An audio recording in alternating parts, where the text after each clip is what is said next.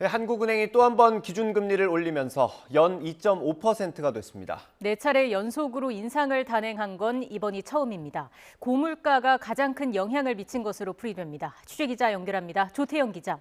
네, 조태현입니다. 네, 한국은행이 기준금리를 얼마나 올린 겁니까? 네, 한국은행 금융통합위원회는 오늘 오전 회의를 열어서 기준금리를 연 0.25%포인트 인상했습니다. 이에 따라 기준금리는 연 2.25%에서 2.5%로 높아졌습니다. 한국은행은 올해 들어서만 기준금리를 모두 5차례 1.5%포인트 인상했습니다. 특히 지난 4월과 5월, 7월에 이어 이번 달까지 4차례 연속 인상은 사상 처음입니다. 이렇게 기준금리를 잇따라 올리는 건 물가 상승률이 여전히 높기 때문입니다. 실제로 한국은행은 이번 금통위에서 올해 소비자 물가 상승률 전망치를 기존 4.5%에서 5.2%로 대폭 높여잡았습니다. 이창용 총재는 5%에서 6%대 고물가가 내년 초까지 이어질 전망이라며 당분간 물가 중심의 통화 정책을 유지하겠다고 설명했습니다. 최근 고공행진을 거듭하는 원달러 환율도 영향을 미친 것으로 보입니다.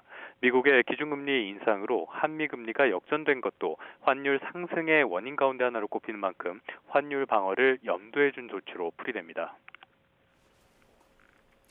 네, 기준금리가 올해 더 오를 가능성도 있습니까? 네, 기준금리를 정하는 금융통합위원회는 앞으로 10월과 11월 이렇게 두 차례가 남아 있습니다. 여전히 물가가 정점에 달했는지 판단하기 어려워 기준금리 인상 여지는 남았다는 게 대체적인 평가입니다. 이창용 총재 역시 이번 달부터는 물가 상승률이 낮아질 것으로 전망하기도 했는데요. 그러면서도 연말에 기준금리가 2.75에서 3%가 되는 건 합리적이라고 말했습니다. 그러니까 최소 한 차례 또는 두 차례 더 기준금리를 높일 가능성이 큰 셈입니다. 다만 기준금리 인상과 우크라이나 사태 등으로 경기 침체 우려가 커지고 있다는 게 변수입니다. 한국은행은 올해 경제 성장률 전망치를 기존 2.7%에서 2.6%로 낮춰 잡았습니다. 추가 기준금리 인상에도 금융시장의 동요는 없는 상태입니다.